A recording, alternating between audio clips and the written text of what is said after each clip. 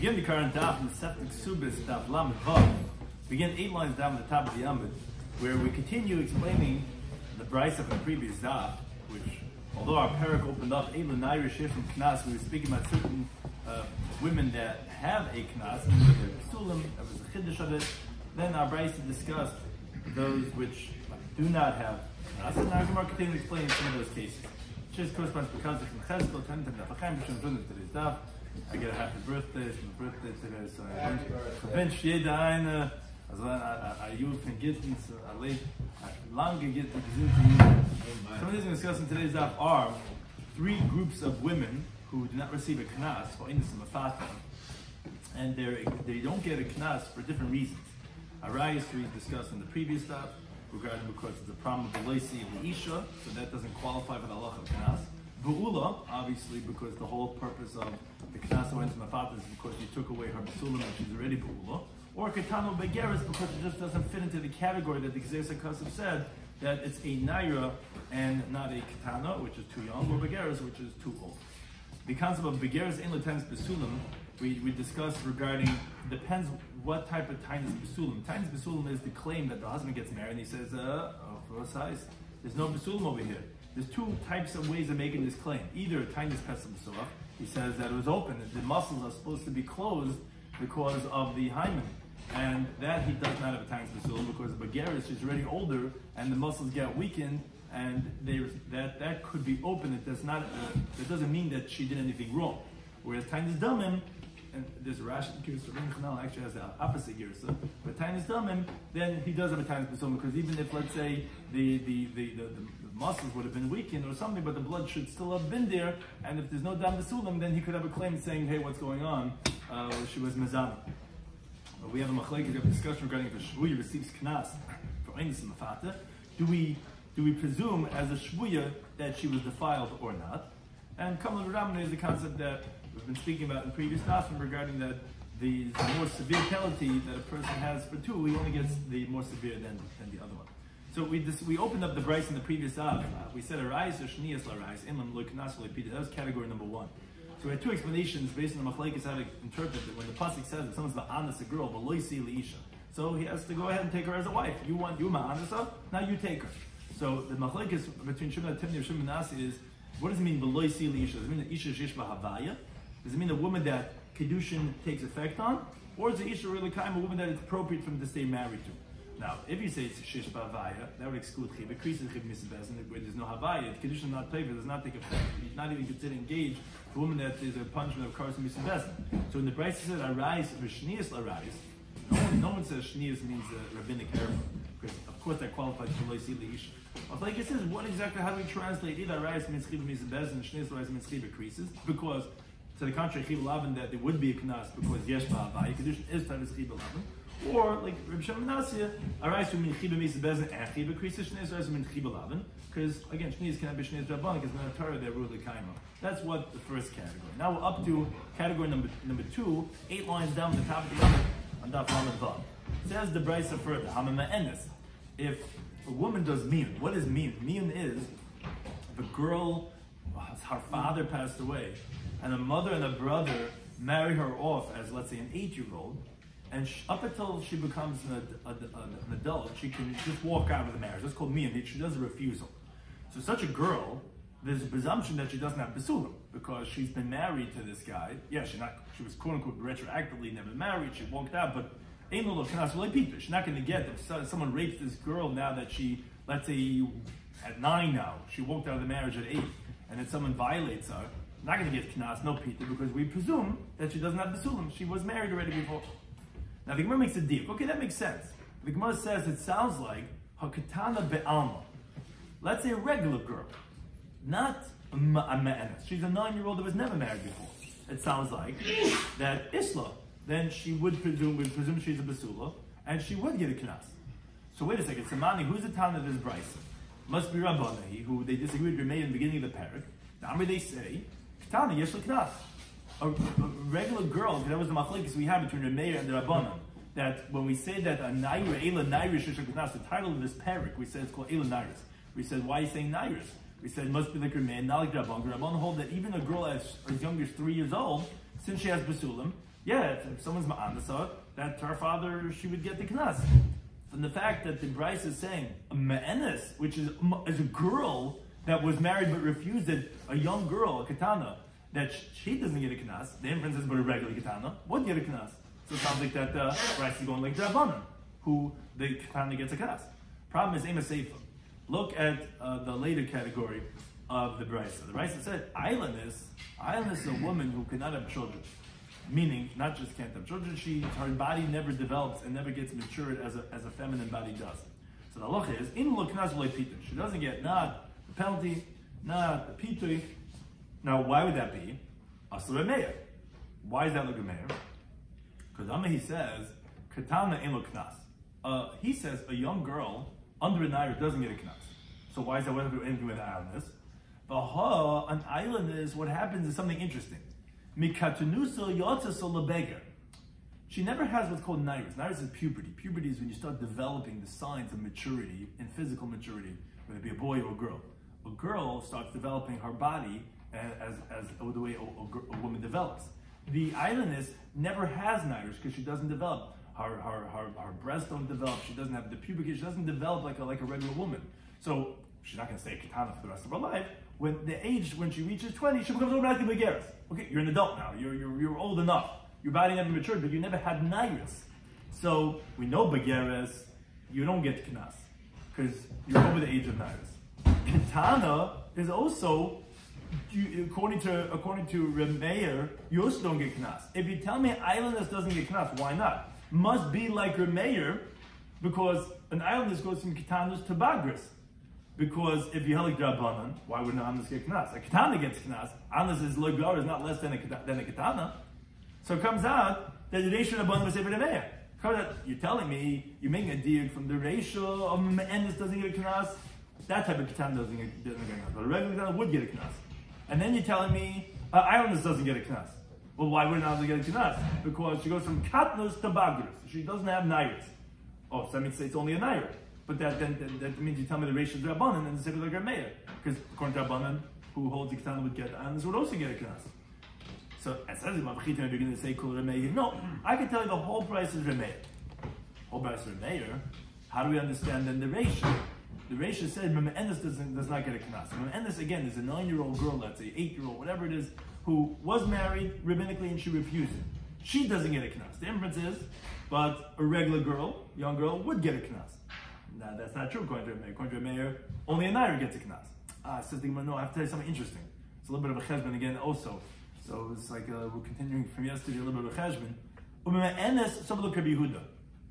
Regarding the laws of mean, Rabbi Meir holds Rabbi Yehuda. What does that mean? Rabbi Yehuda holds that even a naira could do mean. It's the machlekes regarding up until what age, as we're going to shortly quote, could you do mean? That's that she could walk out. She can't do it forever. When she becomes an adult and she's fully married, she can't walk out. But, so machlekes, up until what age could the young girl who is rabbinically married walk out? Yehuda holds, even as a naira, let's say between 12 and 12 and a half, she can still do min. So the diuk that you could make from the ratio, when you're saying when you're saying mema'enes, it's specifically the naira that is mema'enes. She doesn't get a knas. Why not? Because we're presuming she was married for all those years, even though she didn't mean that, like quote unquote, she wasn't married, but she had bia. The diuk is, but a regular naira would get knas, not a katana. Meaning, we had been asking a katana, we thought me'enes means to say a young girl, a katana, because generally what a me'enes is. So we said, but the diuk is a regular katana would get knas, so that's like Rabban, not like your man. No, it's not true. Me'enes is a naira ha-me'enes, because Rabbi Yehuda holds that you don't max out a mean when you reach 12, you can do till 12 and a half. Oh, 12 and a half, you're naira then. So the naira that's me'enes, she doesn't get a knas. A regular naira, not katana, would get, that's like her mayor, not a katana. Maybe that's how you can explain the brisa, even like her mayor, even the reisha, and it's cooler mayor. Says Imam, that's difficult. But we do you really think Remeir holds like a Yehuda? But we clearly have a Bryce of a Tanya that he doesn't, he disagrees with him. Because the Bryce has this machlekes. I must say, until what age could the young girl do a refusal and just walk out of the marriage? So the first opinion says, the Meir says, until she brings 2 pubic hairs. Once she becomes 12 years old, bas mitzvah, she can't do miyun anymore, even if there was no bia after that. Rabbi Huda, in his disputing, he says, no, if they didn't do bia after she became bas mitzvah, she could still do miyun ad sheyar b'shachar ala lavan, until you have more black on the white, which Rashi brings in the Gemara Masechet Nida, that it's actually when you just have two hairs that are laying and it looks like as if you have more black than the white. But one thing is clearly that you see Reb Meir disagrees with Rabbi Yehuda on the halachic principle of a naira doing miyun. So you can't tell me that the whole Bryce is Reb Meir. And when we said the me'enes doesn't get a knas, the diak was who's going to get a knas? Is a naira that's not doing miyun, that never was married, can't say that because Reb Meir disagrees. Reb Meir says clearly you can't do miyun when you're bas mitzvah already. So me'enes would clearly mean katana. So she doesn't get it because she was married. A regular katana sound like would get it. That's not like Reb Meir. Reb Meir holds the katana doesn't get it. So back to the question, who's the tana of the brisa? So Elorada says the Gemara, and again there's like a cheshbon a little bit, is Rabbi Huda. It's Rabbi Huda. And, like we just mentioned before, when we said a me'enes does not get a knas, obviously, according to Rabbi Huda, that's including even a me'enes that's a naira. Because Rabbi Huda holds that a naira, 12.5-year-old, up until 12.5, she could do miyun. So therefore, don't be medayak. Oh, a katana is going to get a knas. No, not necessarily. It could mean the naira who never had miyun, because she was never married, would get a knas. Now, so wait a second. So what's regarding islandness that we're saying also does not have a knas? That's because ubekatana is some of the Reb Meir. Meaning the Bryce is not Reb Meir holds like Rabbi Huda. The Bryce is Rabbi Huda who holds like Reb Meir that holds that you don't get a knas when you're a katana. Oh, an islandness never has nairis. She goes from being a katana to being a bageris. What's the tana of the Bryce is Rabbi Huda? Great. Because the ratio makes sense. Because you're right, Reb Meir is not holding Rabbi Huda, but Rabbi Huda is the one that holds naira could do miyun. And so the dig therefore is a naira who didn't have miyun. He's going to get a knas. And the seifa, regarding islandness, on that he holds like Reb Meir. That yeah, if you're a katana, you don't get. And islandness is a katana, and if not, she's a begeris. Says Gemara, what? Can you say that also? That you think Rabbi Huda holds like Reb Meir regarding the halacha of katana? But V'amar Rabbi Yehuda Marabi says Zud Reb Meir, and it's brought later on the paragraph of Mem Beis that we say this opinion that it has to be specific ilu nairis, it has to be a naira that gets a kanas, not a katana. Rav says that's specifically the words of Reb Meir. But B'meisa, if it would be the case, like you're trying to answer and explain who's the time of the Bryce is Rabbi Huda. Rabbi Huda holds like Reb Meir. So then Zud Reb Meir, Rabbi Huda ben Baile, it should say this is the opinion of Reb Meir and Rabbi Huda, which Shais explains, although there are other Tanaim who disagree, but Reb Meir and Huda are generally the disputants. And if Rabbi Huda really agreed to Reb Meir, we should have said it over here. That Reb Meir and Rabbi Huda say the same thing. You're telling me that Rabbi Huda also agrees to Reb Meir that a katana doesn't get a knas. But then why doesn't it say that over there? Why are you saying only that's the opinion of Reb Meir? Should Reb Meir and Rabbi Huda? So rather, High Tana says the Gemara, no, you're right, it's not Reb Meir, it's not Rabbi Huda. You know who the Tana of the Bryce is? This Tana, or some other Tana, holds like a Meir in one halacha. That is, that a katana does not get a knas. And therefore, an islandess does not get a knas because the islandess is never a naira. See, the katana will go straight to being Mageris, and the katana does not get a knas. And he disagrees with Reb Meir on one halacha. Regarding miyun, he says, like Rabbi Yehuda, Achir b'hashachar. And therefore, when we said the me'enes does not get a knas, but someone that is fit to do miyun would have a knas, we're told him by a naira, not by a katana. That's right, it's not Reb Meir, because Reb Meir does not agree with it. It's not Reb Meir because Reb Meir does not hold like Reb Meir. It's some other third Tana who holds like Reb Meir in one, holds like Reb Meir in the other one.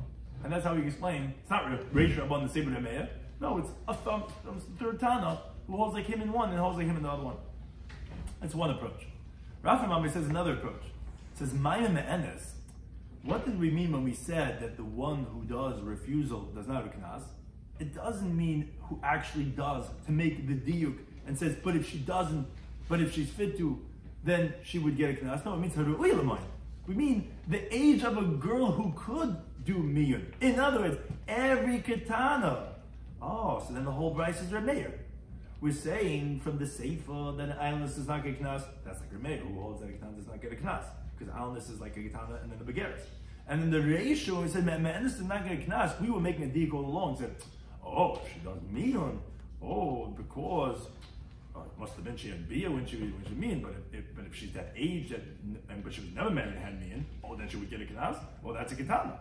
No. When we say if she's the age that she's still doing mean, which is a regular katana, a regular katana is not getting knas.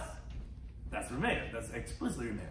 The problem is, says the Gemara, listening katana. Then why are you saying this interesting terminology? Hamame'enes. You say Hamame'enes means Ru'i L'moin. It's essentially fancy words to just say katana.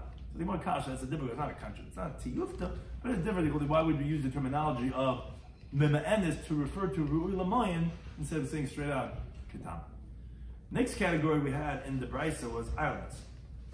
We said a woman who does not develop physical maturity to have the capacity of having children, she does not get that knas. But when you just finish explaining why that is, because she never becomes a naira.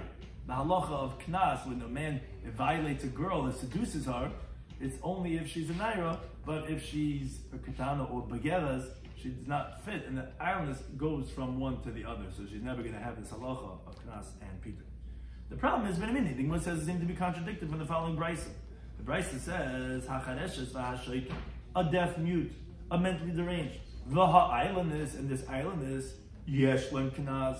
They do get, if someone violates the girl, he has to pay 50 silver coin. V'yesh lem times besulam. And if, let's say, he gets married to her, and then he wakes up the next morning and says, no besulam, there is such a claim that he can make her lose her ksuba.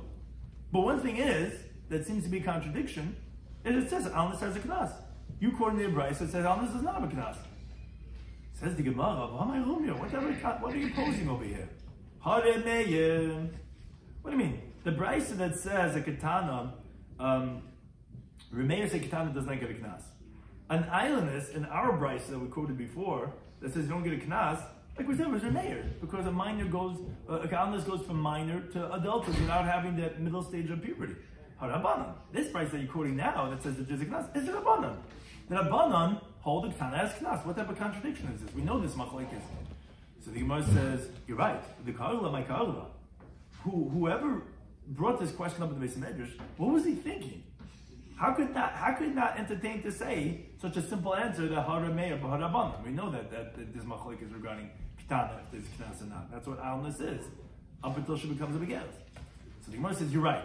Really, we knew that there wasn't a contradiction. But essentially, we wanted to bring a certain brisa into the Beis Medrash because we had a question on that brisa, which is, we had a contradiction in the case of chareshes and shaita on chareshes and shaita. So we brought in the brisa and say, Vos took them at the end of the brisa. So the other chavrusa said, what do you mean? This is Rabbi Rabbanan. Says, yeah, I knew that. But I have a problem with this brisa for a different reason. That's why I brought it in. I really wanted to ask a different question. What's that other question? Because we have a different brisa. So, because interesting, the brisa we just brought in before was Charesh, Shoit, and Almas. He was asking the case of Almas and the other case of Almas. That's not a kasha, this is Rabbi Rambam. He says, yeah, I really didn't want it from Almas. I really wanted it for the Charesh, Shoit, and Shepot. I'm difficult on that brisa, I'm a different brisa, which is, that this third brisa says, HaCharesh, Shoit, the deaf mute woman, a mentally deranged woman. Now, a begeres is, let's say, approximately age 12 and a half, 6 months after she becomes a naira. What happens is that the besulim dissipate on their own.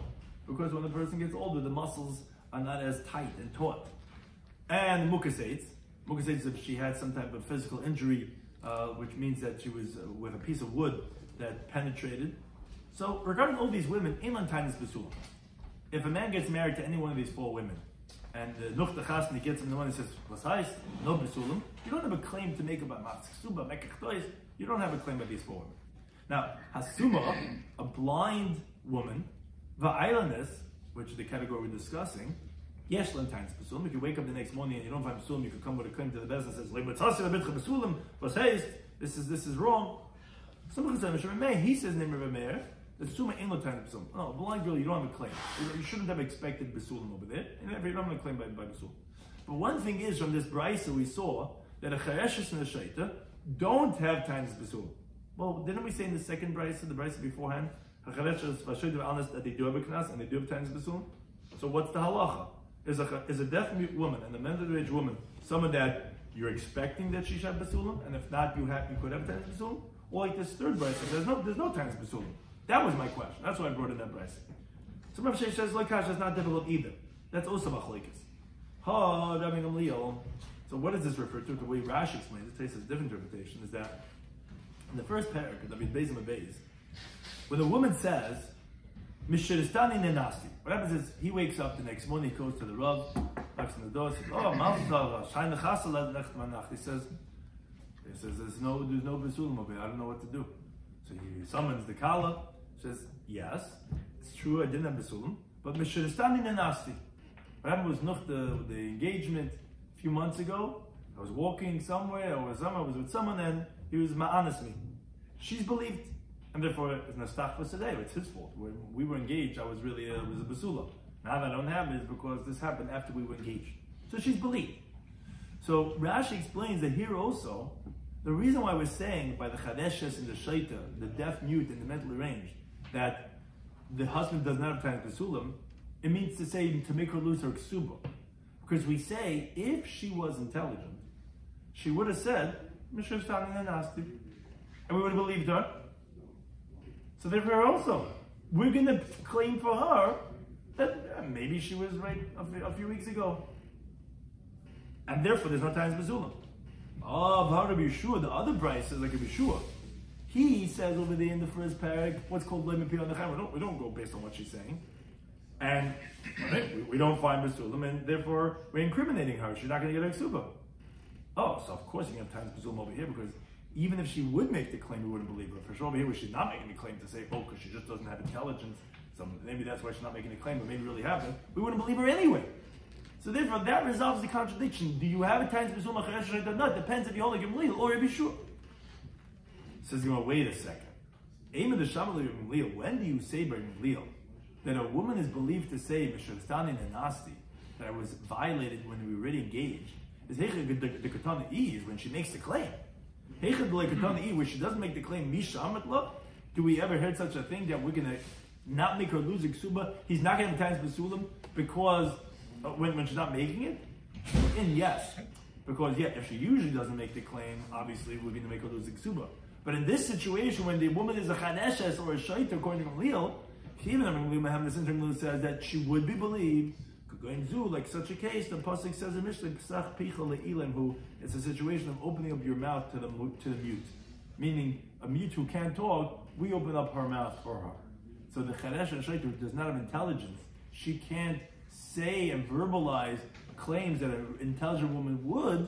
We say it for her, and therefore, yes, according to Leah, you would not have time to besulim because she could make such a claim. We're going to make it for her.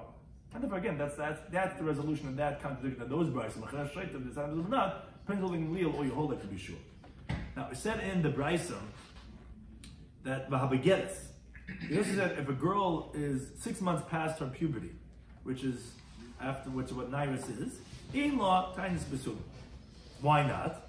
So the simple understanding is because already she's older and the besulim are not there anymore. They dissipate. It's not as tight anymore. Problem is, says the Gemara, but the Rav said, begeres, a girl that's 12 and a half, when she gets married, we give her the whole first night. Meaning, the night of the chasna, they could have bia many times, and we're going to suspend, although there's blood that whole night, that it's dam besulim. We're not going to presume that it's dam nida, that it's she's tameh. No, they could be dam, and they could continue because there's no problem about dam. We presume, we think it's dam oive. No, the dam besulim and dam makra, all these things, there's no problem about dam coming out of that area. It's if it's specifically coming from the uterus. That's the dam nida.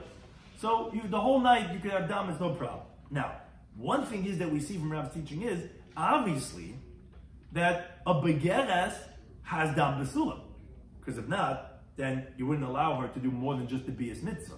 Bias mitzvah penetrates, it busts the hymen, and you would have blood, and that's it. You'd be done because we're not presuming that there's any blood that should be over here. So if he's going to find any dam, or even to go ahead and do any more, we wouldn't let you. Now, but since there is besulim, if you did bia and you didn't find dam, so she should lose her ksuba. Because you tell me that a begeres has dam. Baraya, you let me go ahead and do bia the whole night, many times, even though there's dam. Obviously, presumably, because it's dam basulim. So you tell me she has basulim. So then, if you don't find basulim, then I married you b'chesed basulim and found out that you're ba'ula. So why are you telling me that that there's no tainis basulim? He can't come to court and say, hey, I didn't find because it's gone already. It's gone. How would we let you go ahead and do bia many times on Rishon, even though there's dam? The Gemara says on the base, it depends what type of tainis basulim you're making. Either kartoin tainis damin, if he's saying, look, Rabbi, I had bia and I didn't find any blood. He making a claim that there was no blood. Oh, Hanami, then you're right. That is most definitely a bona fide claim. Because like we said from Rav's teaching, we do presume that there should be blood over here. And therefore, you could be many times that night, even though there's dam, because we say that's probably dam basulim. Over here, where we're saying that he does not have a tainis basulim, my skin of Toma, the kartoin tainis pesach pesuach, where he's saying, look, I found it open, it was very easy to get in. And look, regarding dam, I didn't check. We don't know if he was there or not. Now, so regarding a naira and a katana, that would be a bona fide claim, as the Gemara says in the first parak on Daf Yomi and Aleph. Now, even though he cannot verify his words, we don't know. There's no way to verify was it open or not. Now it's open, maybe because of him. We say a chazaka, a person is not going to go through the effort of preparing a ganze chasna and make it lost the next morning. But that's what we're saying. But when she's already over 12 and a half, her vagina is not, her uterus is not as narrow as it originally was. And it appears to him as if it's Pesach Pesuach. But it's not necessarily because of a nice bia. Oh, for that, we don't believe you. Because, yeah, of course you found it open. She's already older. It's not going to be as you would expect it to be. So therefore, that resolves the contradiction. Begeres, do we presume Basulim or not? Depends what you mean when you say Basulim. Again, Rabbi Shloimy has the opposite case, but the way Rashi says it, we presume that there should be blood, and therefore we give a nice kol layla rishon. If you made a tain of dam, then you would have tain basulim. When do we say you don't have tain basulim? It's regarding Pesach Pesuach. You found it open. No. Azoy dav zayin. And therefore that's what we're saying, that you don't have a tain of basulim. Now, the Brisa continued and said, Sum chazoy m'shumer meir. He said that Suma, a blind woman, in la tain basulim, he disagrees with the Tana Kama. Tana Kama said that there is tainis basulim. The Meir says, no, that there's no tainis basulim. He says, what's the reason? Why would you say a blind woman, if you marry her at, let's say, 12, why wouldn't you say that there should be basulim? Why can't you make a claim that there wasn't basulim? So from Zeh, he says, I'll tell you what. A blind girl, she can't see where she's walking. She's always falling. And what happens is that the basulim get ripped out. It gets injured. Says the Gemara, what do you mean? You never saw girls? They're always playing and falling off the jungle gym, and so they all fall down. Why would you say that there's a time for someone that knows so? Oh, she was mizana. What do you mean? When she was 11, she was playing, Gaga or whatever. Something. She fell on her head, and she what? So the Gemara says yes, but the difference is like this: Kulu, all the other girls, if what happens is maybe their basulim fall out, but rayos, they see the blood. Ubalas liman, they show mommy, come here. And then the mothers say, okay, not a basul anymore, sheifala. Now, if the mother doesn't tell the mechatenis to tell the chassan, I just want you to know when she was 11, she had this thing, and she was a basulim, you're misleading him. Oh, it's time to basulim. Why didn't you let us know beforehand? Must be she was mizana. But zu in raya, the blind girl, she doesn't see. Ve'in the maladi, she doesn't show it to her mother. When you're marrying the blind girl, you're presuming that she probably did bang herself. No one's telling you because no one knows. So you're not mistaken, and therefore you don't have a times basulim by the sumo. But by regular girl, you would, even though they banged themselves, because then they would have told you that that's what happened. Now the Brisa continued and said that fourth category, v'hayotzis mishum shemra, and if she was being removed because of a bad name, now, the Gemara assumes originally when we say the words Moitzi Shemra, Yotzis Mishum Shemra, we mean the classic case, the biblical case, of that the husband says there's something she was Mizana, and that type of woman, you tell me, does not get Knas and Peter. Says the Gemara, Yotzis Mishum Shemra, if the husband's removing her because of some bad thing she'd done, Baskili, she's chayiv skila. She has to be stoned. So obviously there's no knas because she's a bula. So Rav Sheshes says no hacham, and this is what the case is now. It doesn't mean the classic case of Yoitz Mishum Shemer that he says that she was mizana. It's mishiyotza Allah Shem Rabbi Yaldusa. If let's say this girl had a bad reputation, I remember when she was a young girl, what she used to do as a teenager and where she used to hang out and the things that she did, that type of girl, you end up marrying her. Years later, she went to seminary, blah, blah, blah, this and that. But when you marry this girl, ain't no knas like Peter. Meaning, again, that's regarding times, but she doesn't have a knas at Peter where if someone is ma'anisar, mafata, we're presuming that she didn't have besulim because of the shemra that she had from younger years. That's what it means to say she doesn't have knas at Peter. Because you're right, the other Yotzim Mishum Shemer should get skilu, and that would be obvious that there's no knas.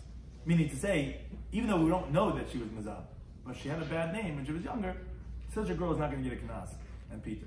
Amar Papa says Shema Minah. He makes an interesting like inference. He says Haishtadadeya says a flawed document where there's rumors about it that it's forged. Let me think that you cannot collect with that, even though we don't know for sure that's forged. But there's rumors about it that it's forged. So he must have wait. What's the case talking about? Even with another kolol, if word is getting out about that document, the shtar de zayfahu that it's a forged document. The kavasahacha. So what you're comparing it to this case of this girl.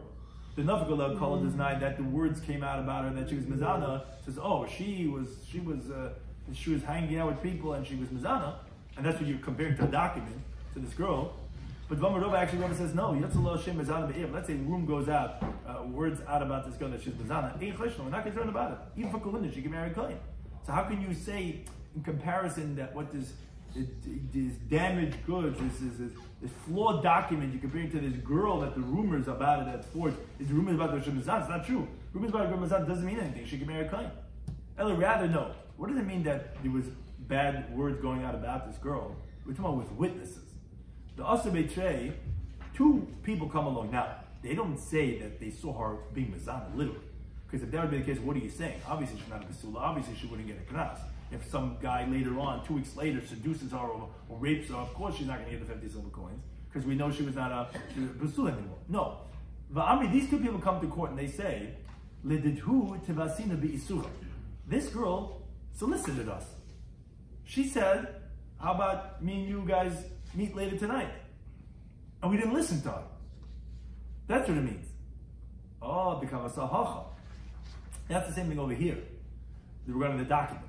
Also, two people came along and they said, this guy who was producing the document, he came over to us and says, hey guys, you guys know how to forge? And I asked, can you forge a document for me? That's the type of document that we said, no, you can't collect. So you don't have any definitive right that this document is false. But this guy, 2 weeks ago, he came over to us and says, hey guys, do you know how to forge? Do you know how to copy other people's signatures? So that's the same exact thing about the girl. We don't know definitively that the girl is Mazana. But Mama, she came over to us. We were walking down the street. We went to get something to drink, and she was like, "Hey guys, whatever." So that's the same thing. But the Gemara says, "Wait a second. How could your papa learn from her that you cannot collect with this document?" They're not comparable in two cases. I understand by the case of the girl that you said, she does not get a knas and the penalty of pitui because you could find licentious people. So since we have two witnesses that she was looking to be mazana, so there's many customers that you could find. So yeah, if later on a guy violates this girl, she's not getting no knas. We're not presuming her to be Basula, because she probably found someone. There's enough customers that you can find.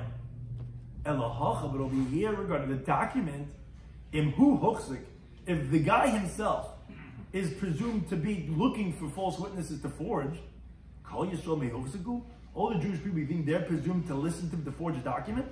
No, the Gemara is differentiating between being mazana and forging a document. And how can you compare the two cases?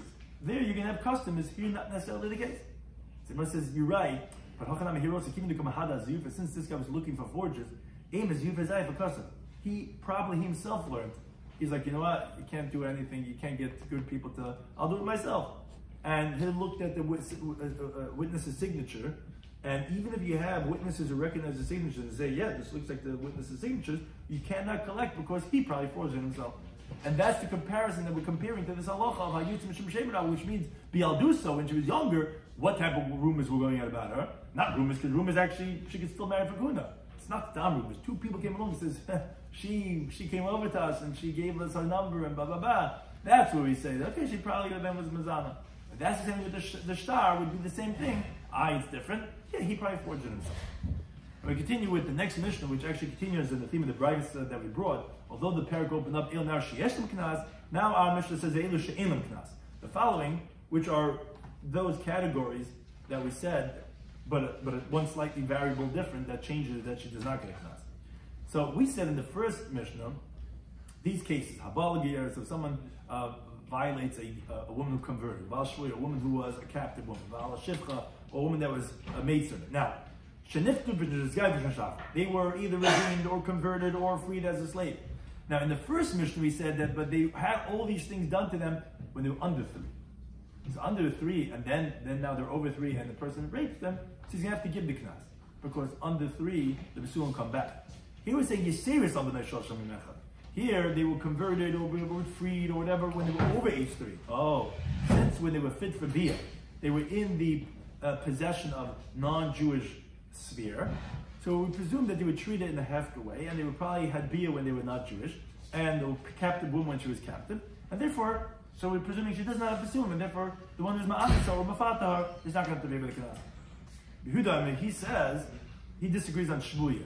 So regarding the captive woman Shaniftis that was redeemed, Harei b'kedushasa. No, she remains with her sanctity, afal pi shegedel, even though she's an adult, and she will get a knas. Meaning, we presume she is a Besul. Now, the next category, Habal Bita. If someone violates his daughter, Abbas Bita, his daughter's daughter, Abbas Bina, his son's daughter, Abbas Ishta, his wife's daughter, Abbas Bina regarding her son's daughter, Abbas Bita, her daughter's daughter. Meaning sometimes you marry a woman and you have stepkids. Ein lahem knas, there's not going to be any penalties over there. Why? Because such a relationship is actually Mrs. Bezdin.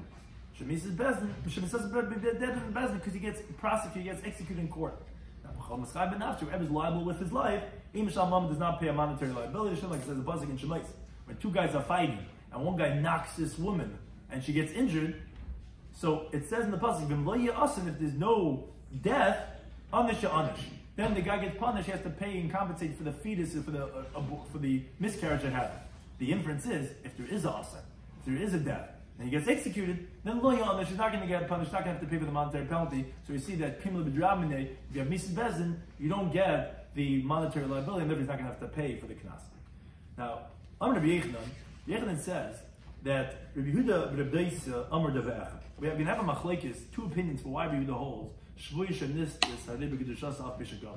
Yechanan, in way of saying his interpretation, says that Rabbi Yehuda B'Mishnah and Rabdeisa say the same thing, that a shvuya, a captive woman, we presume her to be still pure, that she wasn't defiled. Where do we find this? Rabbi Yehuda is Hadamar. Rabbi Yehuda is in our Mishnah. It says, she remains with her sanctity that we presume it to be a Basula still. Where's Rabbi Deisa? It's telling Lina Braisa. Shavuya, a daughter of a Kain, who is taken as a captive. Says the Rabbi Deisa, Eichelis b'truma de Rabbi Deisa. Rabbi Deisa says she can continue eating truma, meaning we don't presume her to have had bia to someone that's invalid to her, which is not a non-Jew, who would desecrate her with that bia, would make her into halala. No, we don't presume that to be. We presume it to be not having had bia. And Omar Blasi explains. He says, what do you think this foreign Arab did to her? Which today says, why picking Arabs? So he says, because the Gemara says, Arabs are shatufim bezima, they're steeped in immorality. Because there were 10 portions of zima, of immorality that came out to the world, and 9 of them were taken by the Arabs. So therefore, we're going to talk about someone who is steeped in immorality, we're going to use an Arab. Now, what did this Arab do to the captive woman? You think because he went and he mashed between her breasts, he validated from kahuna. In other words, the captors, although of course they treat the women disrespectfully in a hefker type of a way, but that doesn't mean they're having be with her. They're just fooling around with her and playing around with her. So because they're doing some foreplay doesn't mean that they actually did bia. Now that's what Rabbi holds. Rabbanan disagree with Rabbi. So they say No, sometimes the shvui will eat, sometimes she will not eat. How so? That explains, that's related to a previous parak we had. If the woman says, I was taken captive and I'm tar, she's going to eat because she has a migra. We only know that she was shvui from herself. But if there's witnesses that she was taken in captivity and she says, I'm tar, she's not going to be able to eat, as the Mishnah says himself to Siddius. But Rabbi Daisa holds that we presume her not to have been raped by her captors. So Rabbi Yochanan says, Rabbi Yehuda and Rabbi Daisa saying the same thing. On that, Rabbi disagrees. He says, no. Maybe it's not the case. Maybe they're not saying the same thing. Why not? What do we find in that Mishnah that says that the shvui is going to get a knas? You know why the shvui is going to get a knas? It's we don't want the sinner to gain.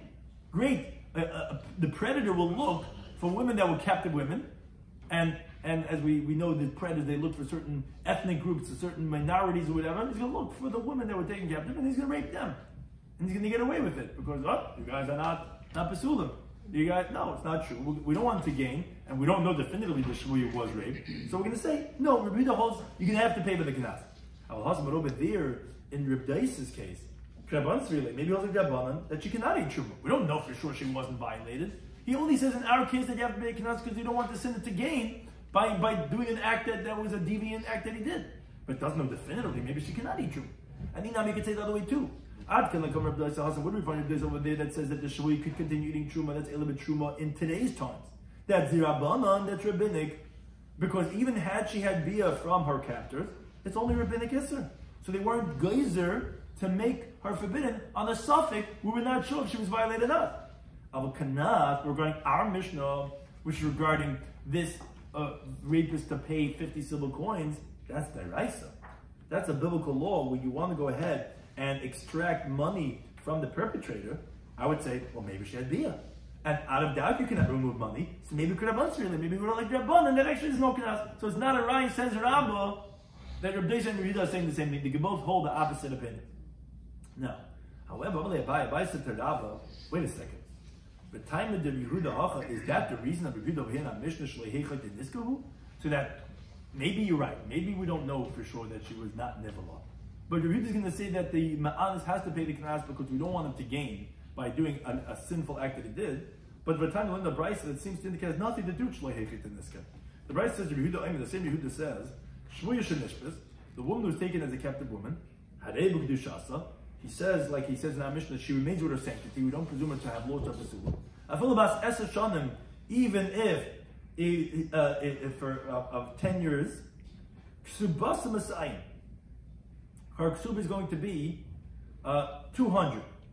Meaning, when she gets married, so Hakala, Absila, Hamalula, right? What type of Ksub are we giving you?